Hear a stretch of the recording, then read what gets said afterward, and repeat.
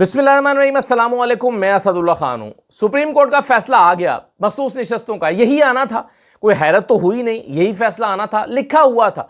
ये फैसला लिख कर दिया गया था या पहले से लिखा हुआ था या इन लोगों के दिमाग में था, मगर फैसला यही आना था। कोई आपको मिला जो पहले कहता हो कि फैसला ये नहीं आएगा?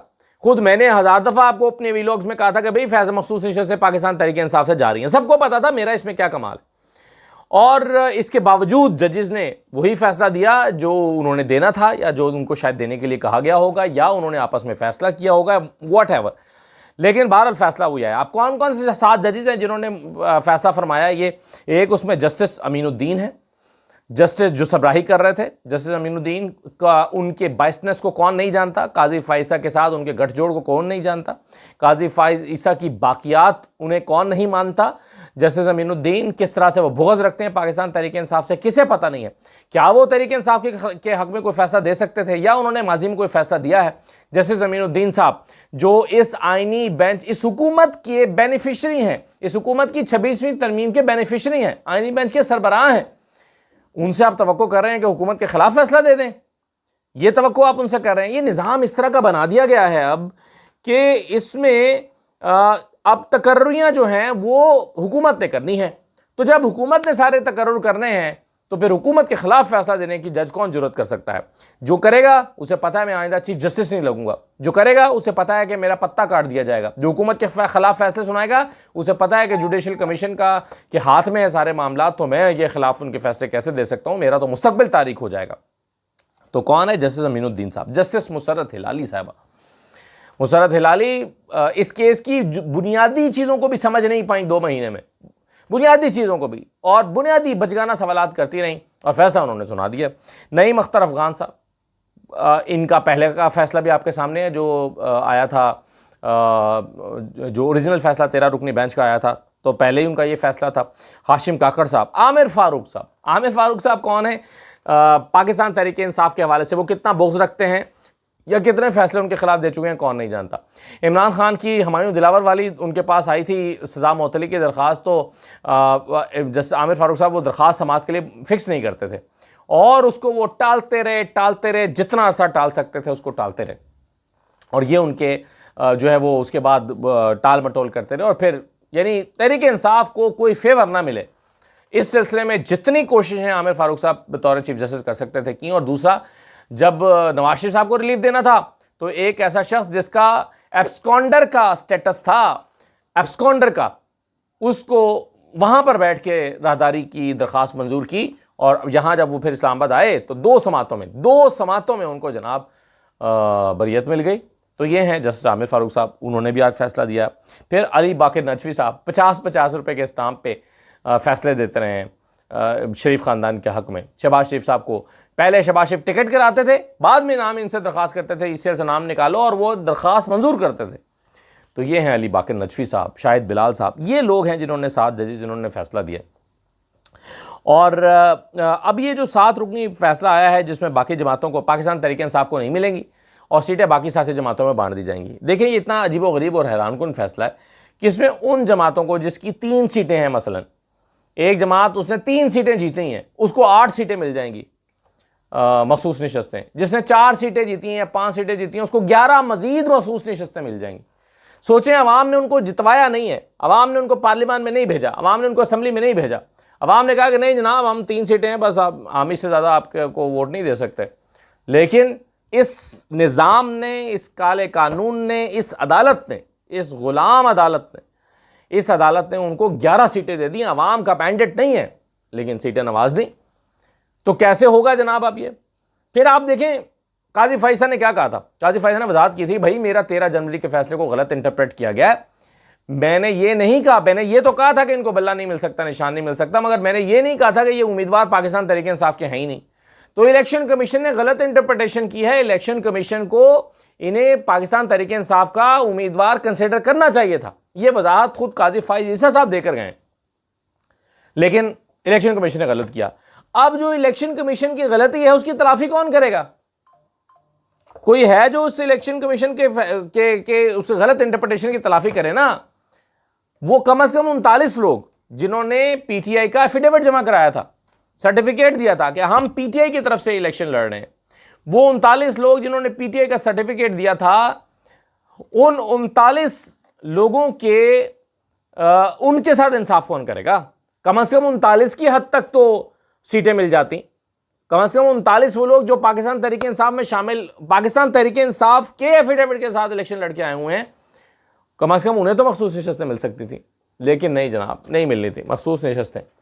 अब ये देखें, पीपल्स पार्टी खुश तो हो जाएगी कि उसको मखसूस नशस्तें मिल जाएंगी, लेकिन पीपल्स पार्टी को याद रखना चाहिए कि हुकूमत की डिपेंडेंस भी इनके ऊपर ख़त्म हो जाएगी। अब हुकूमत पीपल्स पार्टी के बगैर भी अपनी 169 की जो सादा अक्सरियत है वो पूरी कर सकती है। उसकी 21 का फ़र्क था, अब इनको मखसूस नशस्तें जब मिल जाएंगी तो 2-4 का फ़र्क रह जाएगा, वो पीटीआई से लोग मिल जाएंगे, तो वो बड़ी आसानी से उनका 169 का नंबर पूरा हो जाएगा। तो अब पीपल्स पार्टी को भी जहन में रखे कि किसी भी मौके पर जाकर उन्हें भी जो है वो झंडी कराई जा सकती है, उन्हें भी निकाला जा सकता है। तो ये जो हैरान कुन फ़ैसला, अजीबोगरीब फ़ैसला, मुतनाज़ फ़ैसला, तारीख फ़ैसला, तारीख़ की किताबों में एक काले फ़ैसले के तौर पर ये याद रखा जाएगा। और इसके इतनी ज़्यादा इसमें कंट्रोवर्सीज़ हैं।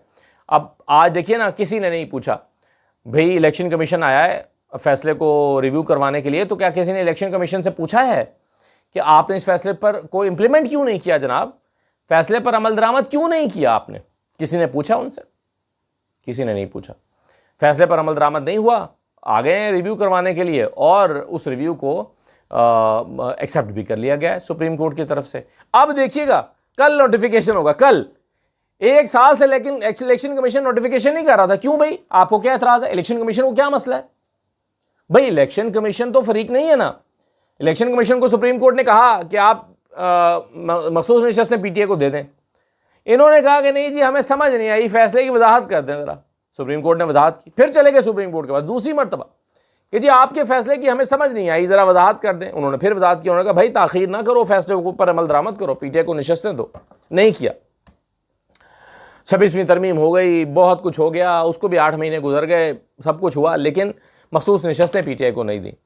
अब आप देखिएगा, हो सकता है आज रात को नोटिफिकेशन हो जाए, कल नोटिफिकेशन हो जाए, बाकी जमातों को मखसूस नशस्तें दे दी जाएंगी। और इसमें कितना अफसोसनाक किरदार होगा मौलाना फजल रहमान साहब का। मौलाना फजल रहमान साहब भी हिस्सेदार बन जाएंगे। ठीक है, मेरी भी मखसूस नशस्तें बनती हैं जनाब, मुझे भी दे दें। आइन और कानून की बहाली, आइन और कानून की हुक्मरानी का दावा करने वाले मौलाना फजल रहमान साहब की मुनाफकत भी अब आया होने को है। पता चल जाएगा कि वो भी इस मखसूस नशस्तों पर अपना हाथ साफ करने के लिए तैयार है। तो इस हमाम में कौन कौन नंगा है सब नज़र आ रहा है आपको, कौन कौन इसका बेनिफिशरी है सब नज़र आ रहा है। ऐसे ही नहीं मौलाना फजल रहमान साहब जो हैं वो पीटीआई के इत्तेहाद में नहीं आए थे। उन्हें पता था अगर मैं पीटीआई के इत्तेहाद में आऊँगा तो उसके नतीजे में उन्हें पता था कि मुझे नुकसानात होंगे सियासी तौर पर। यही वजह है कि उन्होंने पीटीआई के इत्तेहाद में ना जाने का फैसला किया, ताकि इस तरह के उनको छोटे छोटे फ़ायदे मिलते रहें। और फिर मौलाना फजल रहमान साहब को ये भी पता है कि भाई मैं इमरान खान के हाथ मजबूत नहीं करना चाहता। कल को इमरान खान जब इलेक्शन लड़ेगा तो मुझे क्या मिलेगा। हाँ, उन्हें यह पता है कि फॉर्म 47 हो सकता है, मुझे कोई चंद फॉर्म 47 तोहफे में मिल जाए। हो सकता है कि मुझे जो ताकतवर हल्के हैं जिन्होंने इलेक्शन कराने हैं, हो सकता है कि 15-20 मुझे फॉर्म 47 अता कर दें, इनायत कर दें, लेकिन इमरान खान के साथ जाकर तो कुछ भी नहीं मिलेगा। तो ये मौलाना फजल रहमान साहब की सियासत है। अब ये मखसूस नशस्तें वो लेने के लिए आ जाएंगे। और आप देखिए कि जल्दबाजी में ये फ़ैसला मुकम्मल किया गया, यानी आज सारा दिन सुना गया। कल आप देखें फैसलाबाद में जो ट्रायल चल रहे हैं, रात 10:30 बजे तक बैठ के जज साहब सुन रहे हैं। क्यों भाई 10:30 बजे तक क्यों सुन रहे हैं? वैसे तो आप आधा घंटा नहीं सुनते। यहाँ शहबाज शरीफ साहब का जब नैब में केस चल रहा था, मुझे याद है शहबाज शरीफ साहब आते थे, उनको लाया जाता था कोर्ट तक पर से 15 मिनट में कार्रवाई मुकम्मल हो जाती थी। और क्या होता था जी, आज वकील नहीं आए, आज जज नहीं आए, आज फलां नहीं आया, आज मुलजिम नहीं आया, आज को एक्यूज नहीं आया, आज गवाह नहीं आया, आज एक्सीडेंट हो गया, फलां हो गया, आज ऐसे हो गया, वैसे हो गया।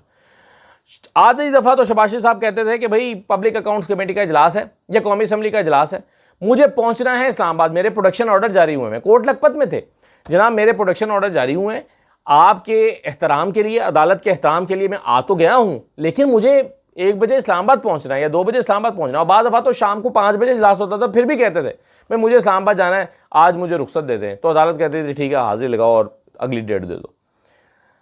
तो यहाँ पर रात 10-10 बजे तक लगा के केस वो मुकम्मल हो रहे हैं जिसमें जल्दबाजी नहीं होनी चाहिए। और जिसमें जल्दबाजी होनी चाहिए डॉक्टर यास्मीन राशिद वगैरह और मियाँ महमूद रशीद वगैरह, जिनके केस सुनने में जल्दबाजी होनी चाहिए, इमरान खान का 190 मिलियन पाउंड की सज़ा मुअत्तली का केस सुनने में जल्दबाजी होनी चाहिए, उसमें कोई जल्दबाजी नहीं है। तो ये अदालतों की औकात है। आप देखें ना, अदालत पाकिस्तान में 139वें नंबर पर ऐसे ही नहीं है। और हैरान हूं मैं कि उन्हें शर्म भी नहीं आती, जिनकी वजह से ये 140 नंबर पर अदालतें हैं भाई, जिनकी वजह से 140वें नंबर पर है, उन्हें कोई शर्म भी नहीं आती। फिर अदालत में क्या कि गरज बरस होते हैं, भाई आप तौहीन अदालत कर रहे हैं, खबरदार इस लहजे में बात की। और भाई आपका तो सर शर्म से झुक जाना चाहिए इस अदालत के 140वें नंबर पर होने पे। आपको जुर्रत कैसे होती है कि आप वकीलों से बहस करते हैं? आप हैं क्या? आप सरकार के मुलाजिम हैं, आपको इंसाफ करने पर मामूर किया, आप इंसाफ नहीं कर रहे। जब आप इंसाफ नहीं कर रहे तो फिर ये तुरम खानी किस बात की है और फिर यकड़ किस बात की है? आपका तो सर शर्म से झुकना चाहिए कि आपकी वजह से अदालतें 140वें नंबर पर हैं, लेकिन आपकी तुरम खानी है कि आपका मिजाज ही नहीं मिल रहे होते। और देखें, ये अब इसमें भी मैं कहता था कि जल्दबाजी में किया गया, क्योंकि अब छुट्टियों पर जाना है जजेज़ ने, पहले ही छुट्टियां शुरू हो चुकी हुई हैं, 15 दिन की छुट्टियां खा गई है ये केस इनका, क्योंकि इन्होंने फैसला सुनाना था। तो 15 दिन का ये जो है वो खा गया है। और उसके नतीजे में क्या हुआ कि अब ये चाह रहे थे कि जल्दबाजी हो, और आज ही शाम तक बैठ के इसको मुकम्मल करके शाम को 6 बजे फैसला सुना दिया गया। अब इसमें एक चंद और चीज़ें भी हैं, पहलू तो इसके बहुत सारे हैं जिस पर बात की जा सकती है और जिस पर घंटों गुफ्तगू हो सकती है। इस केस के बहुत सारे पहलू। मैं 13 रुकनी बेंच का फैसला था, अब इस पर देखिए ना, 26वीं तरमीम पे बात होती रही। हामिद खान साहब बार बार कहते रहे कि 26वीं तरमीम जो है वो उसको पहले सुने, आप 26वीं तरमीम को सुने, क्योंकि 26वीं तरमीम अगर रोल बैक हो गई तो क्या होगा, फिर इन बेंचों के फैसलों का क्या होगा। इसलिए पहले आप 26वीं तरमीम को सुने, लेकिन किसी ने उस पर तवज्जो नहीं दी, किसी ने उसको नहीं सुना। और ये दरख्वास्त जो है हामिद खान की एक तरह से या तो नज़रअंदाज हो गई या मुस्तरद हो गई। और अब ये जो बेंच है, अब ये वो फैसला सुनाएगा जो उन्हें सूट करते हैं, और वो फैसले जो उन्हें सूट नहीं करते वो नहीं सुनाएगा। तो ये है अदालतों का हाल।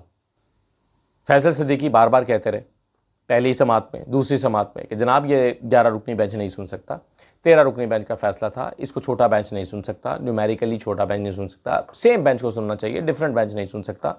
वो जिसने केस को सुन ही नहीं रखा हुआ, जैसे मुसर्रत हिलाली हैं और जजेज़ हैं जिन्होंने केस को सुना ही नहीं था शुरू में, वो कैसे इस पर रिव्यू कर सकते हैं? रिव्यू करने के लिए तो सिर्फ आपको उसके जो error on the surface of the judgment होता है वो होना चाहिए, कैसे आप इसको सुन सकते हैं? तो लेकिन बहरहाल वो केस सुना गया। तो ये आज के दिन का एक तारीख वाक़या था, अगरचे आज एक बड़ा अफसोसनाक और दिलखराश वाक़या स्वात में पेश आया हुआ है, उस पर मैं बात करना चाह रहा था। उस पर बहुत ज़्यादा चूँकि डिस्कशन हो रही है, और कि वो बेचारे मासूम लोग जो तफरीह के लिए गए थे, उनकी जान चली गई, किसी को नहीं पता था। ज़ाहिर है ये दरिया में जहाँ पर आपको पानी कम होता है, आम तौर पे आप भी कर लेते हैं, तस्वीर बनाने के लिए चले जाते हैं, लेकिन नहीं पता होता कि पीछे से कितना रेला आ रहा है। हमारे यहाँ कोई वार्निंग सिस्टम नहीं है, हमारे यहाँ कोई अलर्ट सिस्टम नहीं है, कहीं कोई अनाउंसमेंट्स नहीं होती, कहीं कोई बताया नहीं जाता, कहीं कोई पेशगी इत्तला नहीं है कि भाई पीछे से रेला चला हुआ है, 1 घंटे में पहुँच जाएगा, 2 घंटे में पहुँच जाएगा। एक फ्लड वार्निंग का एक सिस्टम होता है, निज़ाम होता है, लोगों को मोहतात कर दिया जाता है, कोई बताने वाला नहीं है, कोई पूछने वाला नहीं है। फिर 2 घंटे बहुत टाइम होता है। यहाँ तो 10-10 मिनट में लोग रेस्क्यू किए जाते हैं, जिसकी जान बचानी होती है उसके लिए। जो रेस्क्यू 1122 की सर्विस 6 मिनट में, मुझे याद है लाहौर में जब हम थे तो 6 मिनट में पहुँचने का रिकॉर्ड होता था, या कहा जाता था कि 6 मिनट में पहुँचेगी। मकसद ये था कि भाई इसमें टाइम मिनिमम होता है।